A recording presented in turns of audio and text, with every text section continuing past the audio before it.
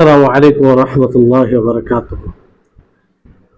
الحمد لله رب العالمين والعاقبة للمتقين والصلاة والسلام على سيد الأنبياء والمرسلين وعلى آله وصحبه أجمعين. أشهد أن لا إله إلا الله وحده لا شريك له وأشهد أن محمدا عبده ورسوله. أما بعد، رب اشرح لي صدري ويسر لي أمري واحلل عقدة من لساني يفقهوا قولي رب زدني علما رب زدني علما. সম্মানিত দর্শকবৃন্দ, আল্লাহ তাবারক ওয়া তাআলার অশেষ দয়া, তার মেহেরবানি, তার তৌফিক যে আমাদের সকলকে ইসলাম পরিবারে জন্মগ্রহণ করার তৌফিক দিয়েছেন।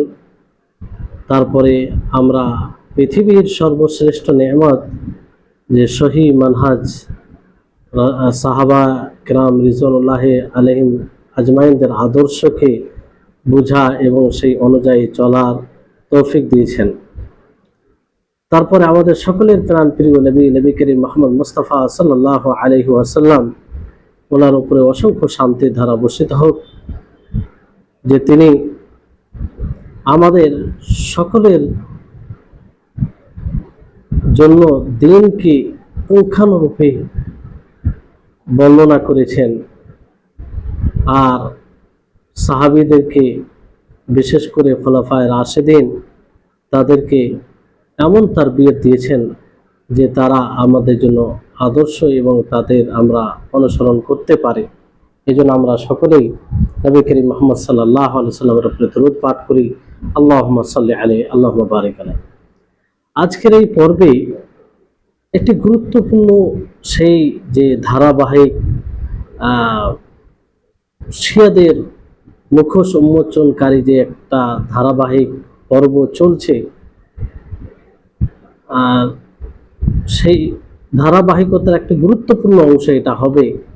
সেটা কি, যে শিয়া তারা খুলাফায়ে সালাসা তথা হযরত আবু বকর রাদিয়াল্লাহু তাআলা আনহু ও হযরত ওমর রাদিয়াল্লাহু তাআলা আনহু ও ওসমান রাদিয়াল্লাহু তাআলা আনহুর ব্যাপারে তারা কি আকীদা রাখে।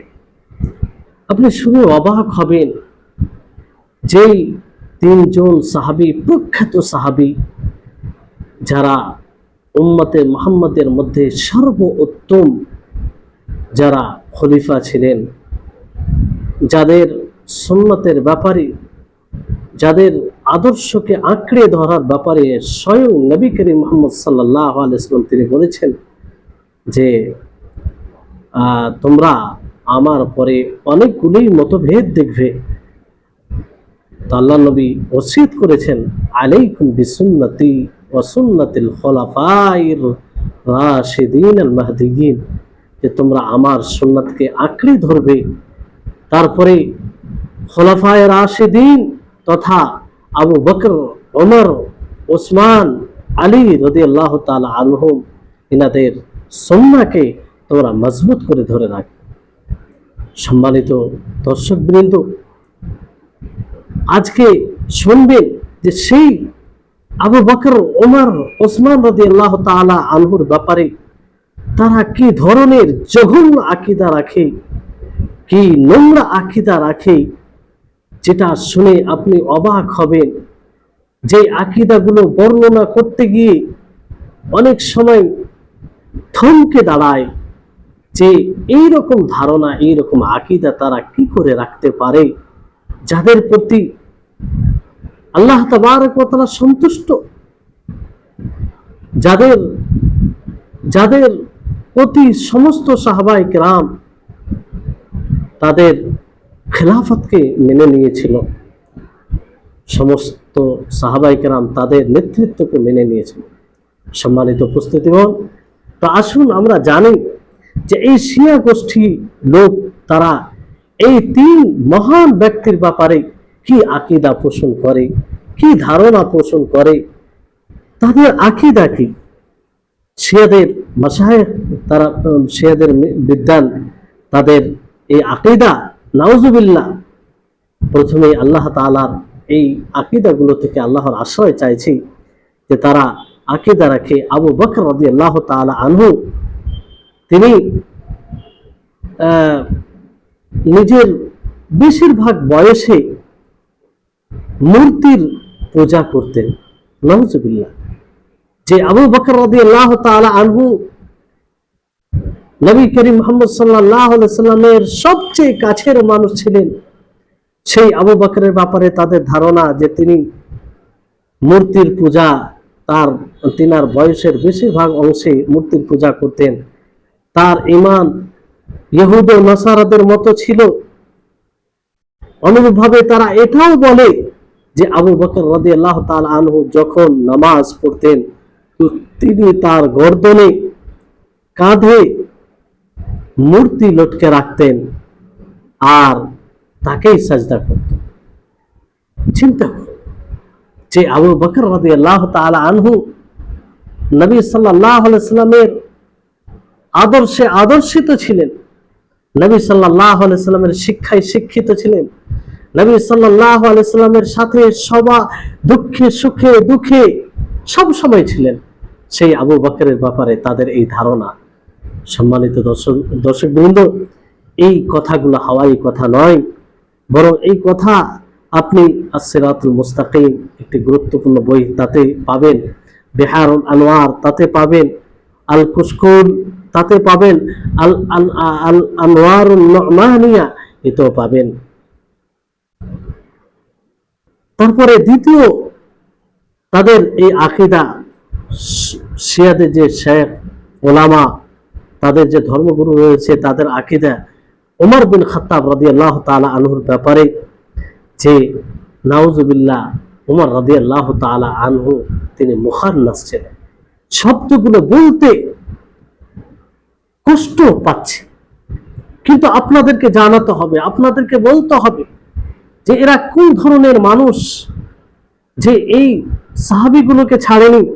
তাদের ধারণা যে ওমর রাদিয়াল্লাহু তাআলা আনহু তিনি মুখান্নাস ছিলেন, তেনাকে এমন বিমারি এমন অসুস্থতা ছিল যার কারণে নাউজুবিল্লাহ তিনি লেওয়াত তথা সমকামিতা করার জন্য বাধ্য হতেন, এই সমকামিতা করতেন। নাউজুবিল্লাহ। এই আকীদা রাখতেন ওমর ফারুক রাদিয়াল্লাহু তাআলা আনহু ব্যাপার, যে ওমরকে দেখে শয়তান নিজের রাস্তা ছেড়ে দিত, যে ওমরকে দেখে মানুষ যারা বাতিলপন্থী তাদের মধ্যে কম্পন শুরু হয়ে যেত। সেই ওমরের ব্যাপারে এই ধারণা, এই আকীদা। বাস্তবে তাদের এই জঘন্য আকীদা, তাদের এই নোংরা আকীদা, এর উপরে আশ্চর্য হওয়ার কোনো বিষয় নয়। কারণ তারা সাহাবায়ে কেরামদের ব্যাপারে অনেক জঘন্যতম আকীদা রাখে, যেটা আমাদের কল্পনার বাইরে, যেটা আমাদের ভাবনার বাইরে, আমরা যেটা ভাবতেও পারি না।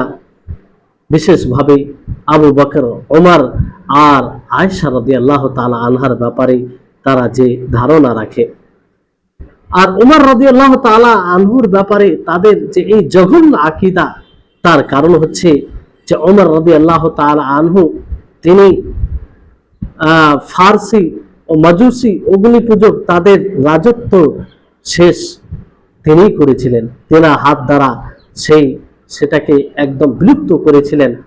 এই জন্য তারা বেশি তার প্রতি ঘৃণা রাখে। যেহেতু ফার্সি হুকুমত, ইরানের যে ফার্সি হুকুমত রাজত্ব তাদেরই, আর তারা তাদের এই প্রিয়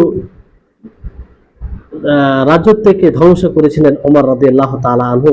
এই জন্য তারা অনেক ঘৃণা রাখে ওমর রাদিয়াল্লাহু তাআলা আনহুর উপরে। তো এই যে তাদের আকীদা আপনারা শুনছেন, তাদের ধারণা, এটার উপরে আশ্চর্য হওয়ার কোনো বিষয় নাই। কারণ তারা এই জঘন্য আকীদা রাখে, তাদের জন্য এগুলো মানে স্বাভাবিক বিষয়। বরং এটা না করলে তাদের ধর্মই পূর্ণ হয় না।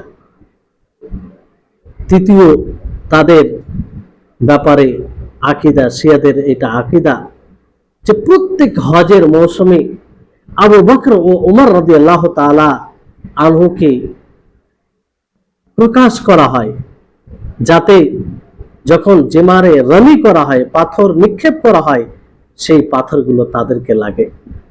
নাউজুবিল্লাহ। চিন্তা করুন কি তাদের আকীদা। এরা কি করে ইসলামের প্রতি হিতাকাঙ্ক্ষী হতে পারে, কি করে ইসলামের প্রতিনিধি হতে পারে, প্রতিনিধিত্ব করতে পারে, কি করে প্রকৃত মুসলিমদের এরা কল্যাণকামী হতে পারে, যারা আবু বকর ও ওমরের ব্যাপারে এই আকীদা পোষণ করে যে প্রত্যেক হজের মৌসুমে আবু বকর ও ওমরকে প্রকাশ করা হয়, নিয়ে আসা হয়, যাতে যে রামি জিমা মানে যে পাথর নিক্ষেপ করা হয় সেই পাথর তাদেরকে লাগে। সম্মানিত উপস্থিতিগণ, আরো তাদের আকীদা রয়েছে, শিয়াদের আকীদা এটা যে ওমর বিন খাত্তাব রাদিয়াল্লাহু তাআলা আনহু তার কুফর যদিও ইবলিস থেকে বড় নয়, কিন্তু ইবলিসের সমতুল্য। এটা আবশ্যিকভাবে কত ভয়ঙ্কর আকীদা আপনি চিন্তা করুন। তারা আকীদা রাখে যে ওমর রাদিয়াল্লাহু তাআলা আনহুর যে কুফর, এটা ইবলিস থেকে বড় না হলেও ইবলিসের সমতুল্য। যে ইবলিসকে কুফর করার জন্য তাকে বিতাড়িত করা হয়েছে, লাঞ্ছিত করা হয়েছে, তাকে শয়তান বলে ঘোষণা করা হয়েছে, তাকে মানুষের শত্রু বলে ঘোষণা করা হয়েছে, তার ব্যাপারে আল্লাহ তাআলা স্পষ্ট করে দিয়েছেন যে সে কখনো মানুষের কল্যাণকামী হয় না, সে চিরস্থায়ী জাহান্নামী, সে নিজেকে জাহান্নামে নিজের ঠিকানা জাহান্নাম বানিয়ে নিয়েছে। সেই শয়তানের সাথে সেই সমতুল্য, সেই শয়তানের সমতুল্য সেই খাবিস শিয়াগুলো ওমর রাদিয়াল্লাহু তাআলা আনহুর ব্যাপার আকীদা রাখে যে ওমর রাদিয়াল্লাহু তাআলা আনহুর কুফর শয়তানের মতো, শয়তানের কুফরের মতো। এবং তারা এটা বলে যে ইবলিস ওমর রাদিয়াল্লাহু তাআলা আনহুর উপরে আল্লাহর পক্ষ থেকে যে কঠিন আযাব হবে কিংবা হয়েছে, তো এতে ইবলিস আশ্চর্য করবে আর বলবে যে এই ব্যক্তি কে, যাকে এত কঠিন আযাব হচ্ছে, অথচ সমস্ত মাখলুকের মধ্যে আমি সবচেয়ে বেশি গুমরাহ, পথভ্রষ্ট, দিশেহারা, আল্লাহর অবাধ্য, তো আমার চেয়ে এই ব্যক্তিকে এত কঠোর শাস্তি দেওয়া হচ্ছে। শয়তান আশ্চর্য বোধ মনে করবে। এই আকীদা তাদের ওমর রাদিয়াল্লাহু তাআলা আনহুর ব্যাপারে, যে ওমর রাদিয়াল্লাহু তাআলা আনহুকে শয়তান থেকে খুব ভয়ঙ্কর কঠোর শাস্তি দেওয়া হবে। যে ওমর রাদিয়াল্লাহু তাআলা আনহুর ব্যাপারে নবী করিম মুহাম্মদ সাল্লাল্লাহু আলাইহি সাল্লাম কত কি বলেছেন, যে ওমর রাদিয়াল্লাহু তাআলা আনহুকে তিনার উপরে ইলহাম হয়ে যেত যে সঠিকটা কি, সেই ওমরের ব্যাপারে তাদের এই ধারণা। সম্মানিত উপস্থিতিগণ, তাহলে চিন্তা করুন যে তারা কত ভয়ঙ্কর আকীদা রাখে আমাদের ওমর রাদিয়াল্লাহু তাআলা আনহু সেই সাহাবীর উপরে। একজন প্রসিদ্ধ শিই আলেম, সে মজলিসি, সে বলে যে কারো জন্য এই কথার কোনো সুযোগ নেই, কারো জন্য এই কথার কোনো সুযোগ নেই যে ওমর রাদিয়াল্লাহু তাআলা আনহুর কুফরে সন্দেহ পোষণ করবে। অর্থাৎ ওমর রাদিয়াল্লাহু তাআলা আনহু কুফর করেছেন এতে সন্দেহ করবে, এটারও কারো সুযোগ নেই।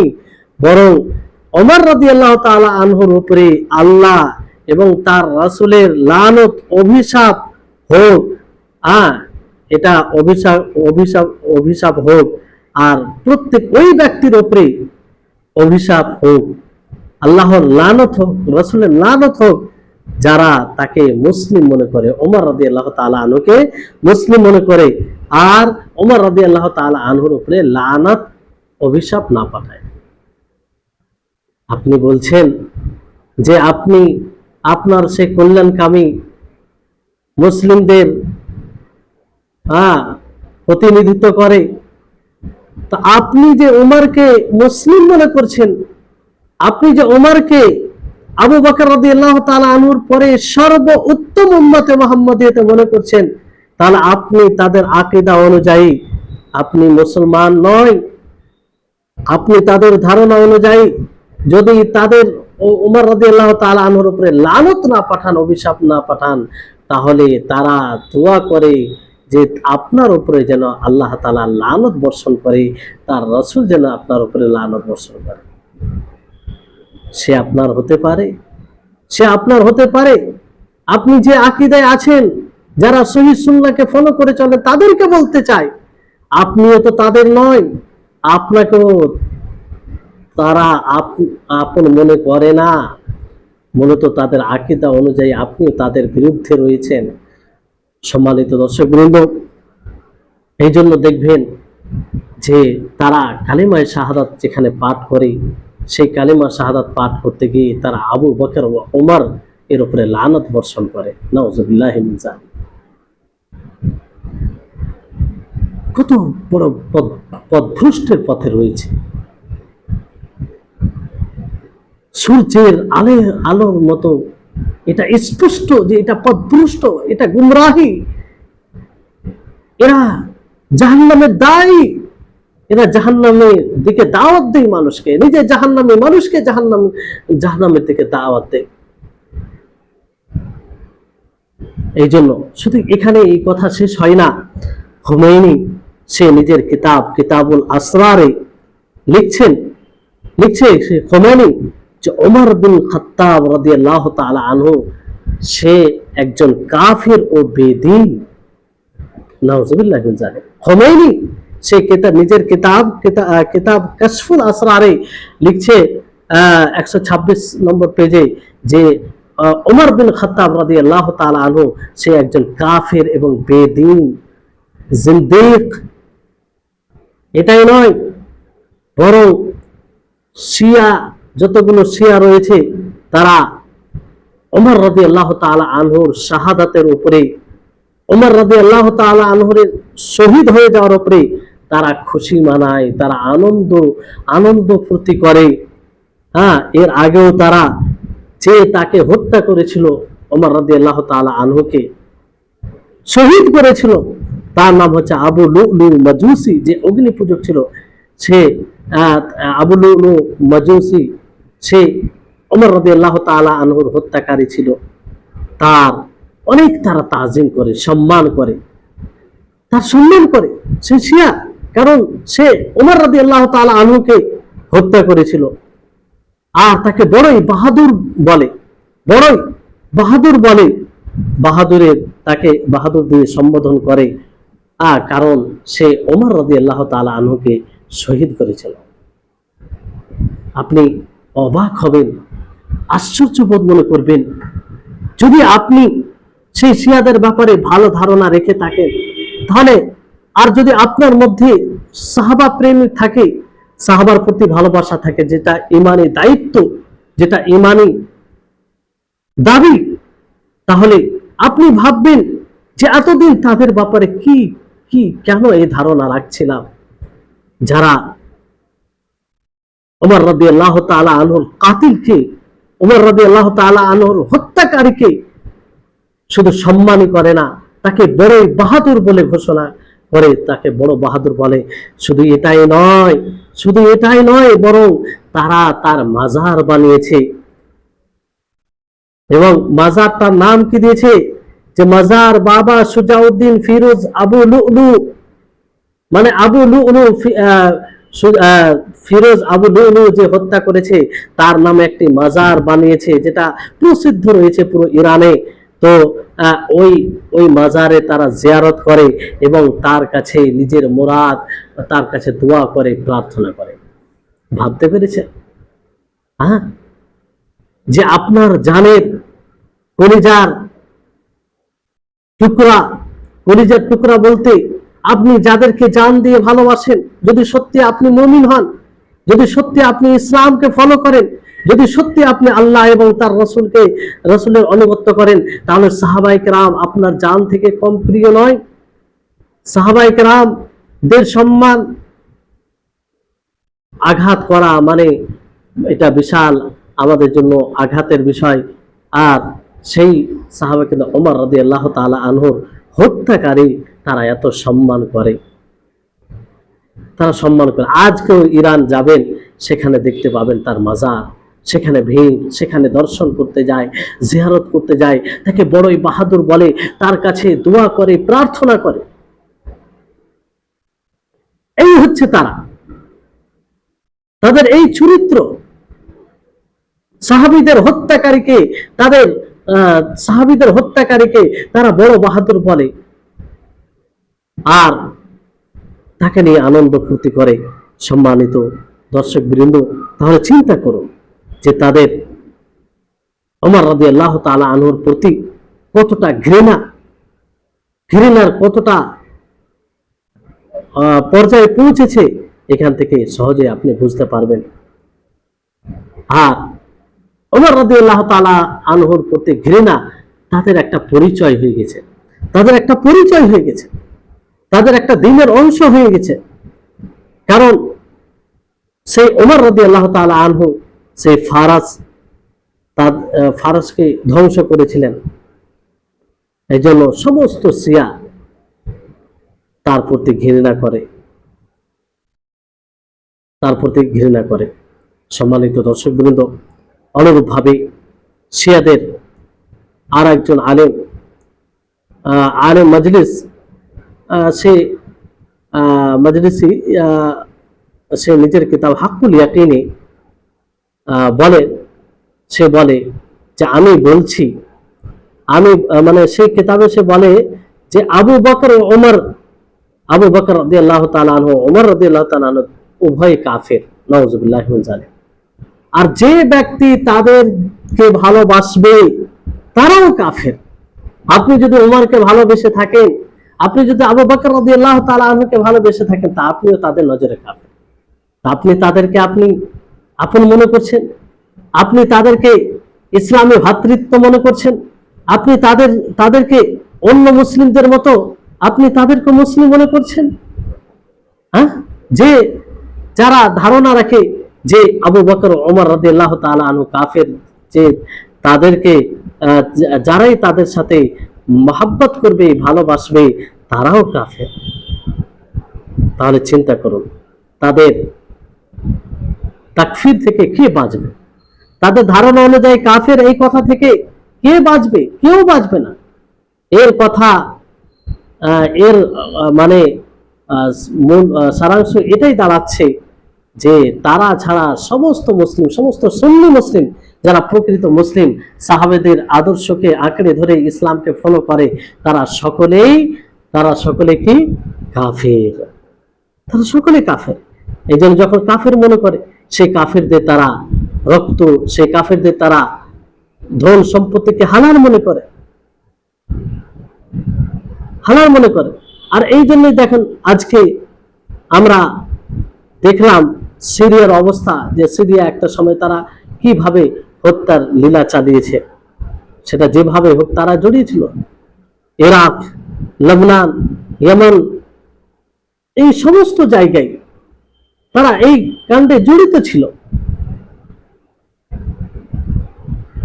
সুন্নি মুসলিমদেরকে একদম শেষ করে দিয়েছে তারা। তার কারণ তারা তাদেরকে মুসলিমই মনে করেন, তাদেরকে কাফির মনে করে। সাহাবীদেরকে তারা মুসলিম মনে করে না, তা আপনাকে কি করে মুসলিম মনে করবে? তারপরে শিয়াদের এটাও আকীদা যে ওসমান রাদিয়াল্লাহু তাআলা আনহু আসলে মুনাফিক ছিল, নাউযুবিল্লাহি মিন যালিক। যে ওসমান রাদিয়াল্লাহু তাআলা আনহুকে দেখে ফারিস্তাগণ লজ্জা করতেন, ফারিস্তাগণ লজ্জিত হতেন। ওসমান গনি রাদিয়াল্লাহু তাআলা আনহু, তাকে তারা মুনাফিক মনে করে, ওসমান বিন আফফানকে তারা মুনাফিক মনে করে, আর বলে যে ওসমান বিন আফফান আসলে সে বাহ্যিকভাবে ইসলাম এনেছে, কিন্তু ভিতরে সে ইসলাম আনেনি, নাউযুবিল্লাহি মিন যালিক। দেখুন তাদের বই আল আনওয়ার নু'মানিয়া স্পষ্ট। শিয়াদের এটাও আকীদা যে যার হৃদয় উসমান বিন আফফান রাদিয়াল্লাহু তাআলা আনহুর ঘৃণা এবং শত্রুতা থাকবে না, আর তাদের সম্মান হানি করাকে বৈধ মনে করবে না, তাকে কাফের মনে করবে না, সে আল্লাহ এবং তার রাসূলেরও শত্রু। তাহলে আপনি ওসমান বিন আফফানকে ভালোবাসেন, আপনি ওসমান বিন আফফানের সম্মান করেন, আপনি ওসমান বিন আফফানকে মুমিন বরং সাবিকুন আল আউয়ালুন তাদের অন্তর্ভুক্ত করেন, তার মানে আপনিও তাদের ধারণা অনুযায়ী কাফের, আপনিও তাদের কুফর থেকে বাঁচতে পারলেন না, আপনাকেও তারা কাফের বলে, তাহলে তারা আপনার অন্তর্ভুক্ত কি করে হতে পারে? অনুরূপভাবে তারা বলে যে ওসমান রাদিয়াল্লাহু তাআলা আনহুর জন্য ঘৃণা রাখবে না, তার সম্মান হানি করাকে হালাল মনে করবে না, আর তাকে কাফের মনে করবে না, সে আল্লাহ এবং তার রাসূলের দুশমন, শত্রু, এবং আল্লাহ তাআলা যা নাজিল করেছেন সেটারও সে অস্বীকারী। এই হচ্ছে তাদের জঘন্য আকীদা। তারপরে শিয়াদের একজন মাশহুর আলেম, প্রসিদ্ধ আলেম তাবরাসি, সে বলে যে আবু বকর, ওমর আর ওসমান রাদিয়াল্লাহু আনহুম এই তিনজন ব্যক্তিকেই এক কুয়ার মধ্যে বন্ধ করে তাদেরকে রাখা হয়েছে, আর ওই কুয়ার উপরে, ওই ইদারার উপরে একটি বড় পাথর রেখে দেওয়া হয়েছে। যখন আল্লাহ তাবারক ওয়া তাআলা জাহান্নামের আগুনকে উত্তেজিত করে, জাহান্নামের আগুনকে প্রজ্বলিত করে, তখন সেই পাথরকে ওই কুয়ো থেকে, ওই ইদারা থেকে সরিয়ে দেয়, আর ওই কুয়ার মধ্যে ওই প্রজ্বলিত আগুন দিয়ে দেয়, আর এতটা সেটা জ্বলন্ত হয়ে যায় যে জাহান্নামও তার থেকে আশ্রয় চায়। কাদের ব্যাপারে? আবু বকর, ওমর, ওসমান রাদিয়াল্লাহু তাআলা আনহুর ব্যাপারে তাদের এই ধারণা, তাদের এই আকীদা। শিয়াদের এটাও আকীদা, শিয়াদের বিদ্বানদের এটাও আকীদা যে ব্যক্তি যে রাত্রে খোলাফায়ে সালাসা তথা আবু বকর, ওমর, ওসমান রাদিয়াল্লাহু তাআলা আনহুর থেকে সম্পর্ক বিচ্ছিন্নতার ঘোষণা করবে, আর যদি সেই রাত্রেই মারা যায়, তাহলে সে জান্নাতে প্রবেশ করবে। এর চেয়ে আর জঘন্য আকীদা হয়? তাদের আকীদা, তাদের ধারণা যে ব্যক্তি যে রাত্রে আবু বকর, ওমর, ওসমান থেকে সম্পর্ক বিচ্ছিন্নতার ঘোষণা করবে, আর সেই রাত্রে যদি সে মারা যায়, তাহলে সে কোথায় যাবে? জান্নাতে যাবে। এরা কিভাবে মানুষকে বিভ্রান্তির পথে আহ্বান করে, কিভাবে মানুষের ঈমানকে নষ্ট করে, কিভাবে মানুষের সর্বশ্রেষ্ঠ নেয়ামত, সেই নেয়ামতকে ধূলিসাৎ করে দেয়, শেষ করে দেয়। চিন্তা করুন, কারণ আপনার সবচেয়ে বড় সম্পদ, আপনার সবচেয়ে বড় নেয়ামত এই দ্বীন, ইসলাম, ঈমান, আর এটার জন্যই তারা আলে বেইতের ভালোবাসার ঢাল নিয়ে মানুষের ঈমানকে নষ্ট করতে, মানুষের দ্বীনকে নষ্ট করতে তারা নেমেছে। তার জ্বলন্ত প্রমাণ এগুলো। এই আকীদা যদি তারা পোষণ করে, এই আকীদা যদি মানুষকে এই আকীদার শিক্ষা দেয়, তার ঈমান থাকবে, তার দ্বীন থাকবে, তার ইসলাম থাকবে? থাকবে না। যে সাহাবায়ে কেরামদের ব্যাপারে আল্লাহ তাবারক ওয়া তাআলা আমভাবে বলেছেন, রাদিয়াল্লাহু আনহু ওয়া রাদু আন, যে আল্লাহ তাআলা তাদের প্রতি সন্তুষ্ট, তারা আল্লাহর প্রতি সন্তুষ্ট। তাহলে কে তাদের উপরে এইরকম মন্তব্য করবে, এইরকম ধারণা রাখবে তাদের ব্যাপারে? অনুরূপভাবে শিয়াদের মাশায়েখ, শিয়াদের বিদ্বানগণ, তারা এই কথা সুস্পষ্ট ভাবে বলে যে তাদের ধারণা অনুযায়ী যে মেহেদী যখন আসবে, তখন কি করবে? তখন সে আবু বকর, ওমর, এদেরকেও জিন্দা করবে, জীবিত করবে, আর তাদেরকে খেজুরের গাছে ফাঁসি লটকাবে, আর প্রতিদিন তাদেরকে 1000 বার হত্যা করবে প্রতিদিন। যে আবু বকর ওমর, যাদের ইমান এতটা মজবুত ছিল যে আমরা কল্পনা করতে পারি, যে আবু বকর ওমর ইমানে এতটাই শক্তিশালী ছিল যে আল্লাহ নবী মুহাম্মদ সাল্লাল্লাহু আলাইহি ওয়াসাল্লাম তিনি তার জীবদ্দশায় আবু বকর রাদিয়াল্লাহু তাআলা আনহুকে যেন পরবর্তীতে খলিফা বানায় সেই শিক্ষা তিনি জীবনে দিয়েছিলেন। সম্মানিত উপস্থিতিগণ, তাহলে এই রকম যারা জঘন্য আকীদা রাখে, এই রকম যারা একদম শরীয়ত বিরোধী আকীদা রাখে, ঈমান বিনষ্টকারী, ইসলাম ধ্বংসকারী, দ্বীন বিনষ্টকারী আকীদা পোষণ করে, তাহলে তাদের ব্যাপারে আপনি কিসের ভিত্তিতে ভালো আশা রাখতে পারেন? তারা কিসের ভিত্তিতে ইসলামের প্রতিনিধি করতে পারে? তারা কিসের ভিত্তিতে ইসলামের হিরো হতে পারে? তারা কিসের ভিত্তিতে কিসের ভিত্তিতে তাদের প্রতি আশা করা যেতে পারে যে তাদের দ্বারা ইসলামের কাজ হবে? তাদের আকীদা, তাদের ষড়যন্ত্র, তাদের চিন্তা ভাবনা থেকে এটা স্পষ্ট হচ্ছে যে তারা ইসলামকে ক্ষতি করা ছাড়া আর কিছুই করে না। তাহলে এই হচ্ছে খোলাফায়ে সালাসা তথা আবু বকর ওয়া ওমর রাদিয়াল্লাহু তাআলা আনহুর ব্যাপারে, তাদের আনহুমের ব্যাপারে তাদের জঘন্যতম আকীদা ধারণ। তাহলে আশা করি আপনারা জানতে পারলেন যে কি জঘন্য এগুলো আকীদা।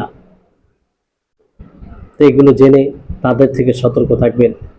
সম্মানিত দর্শকবৃন্দ, আপনাদের সকলকে আমি অনুরোধ করব যে তাদেরকে চিনুন, তাদেরকে জানুন, তাদেরকে বুঝুন। আবেগে ভাসিয়েন না। দাজ্জাল মিডিয়াতে প্রভাবিত হয়ে এদেরকে ইসলামের প্রতিনিধি মনে করিয়েন না, এদেরকে আপন মনে করিয়েন না। এদের লক্ষ্য টার্গেট হচ্ছে ইসলামের ক্ষতি করা। এদের লক্ষ্য টার্গেট হচ্ছে যারা ইসলামকে প্রকৃতভাবে ফলো করে তাদের ক্ষতি করা। যেটা বুঝতে পারলেন যে তারা এই জঘন্যতম আকীদা রাখে, তো তারা কিভাবে ইসলামের কল্যাণকামী হতে পারে? জি, তাহলে আশা করি আপনারা শুনলেন। ইনশাআল্লাহ পরবর্তী পর্বে আবার তাদেরই কোনো আকীদা নিয়ে পর্ব আসবে। আপনাদের সকলকে অনুরোধ করব যে আপনারা নিজে জানুন এবং অন্যকে জানার সুযোগ করে দিন। এটা শেয়ার করবেন যাতে অন্যরাও শুনে, অন্যরাও সজাগ হয়, অন্যরাও চিনতে পারে যে আসলে কারা আমাদের বন্ধু হতে পারে, কারা আমাদের শত্রু হতে পারে, এবং রাসূল সাল্লাল্লাহু আলাইহি ওয়াসাল্লামের প্রকৃত অনুসরণকারীকে এটা যেন মানুষ চিহ্নিত করতে পারে। এখান থেকে আজকের এই পর্ব শেষ হচ্ছে। আল্লাহ তাআলা আমাদের সকলকে তৌফিক দান করুন, আর আল্লাহ তাআলা আমাদেরকে সচেতন থাকার তৌফিক দান করুন যেন আমরা প্রকৃত ইসলামকে নিজের জীবনে বাস্তবায়ন করতে পারি। ইসলাম বিরোধী যত কার্যকলাপ রয়েছে তা থেকে আমরা বিরত থাকতে পারি। ওয়া আখিরু দাওয়ানা আনিল হামদুলিল্লাহি রাব্বিল আলামিন। আসসালামু আলাইকুম ওয়া রাহমাতুল্লাহি ওয়া বারাকাতুহু।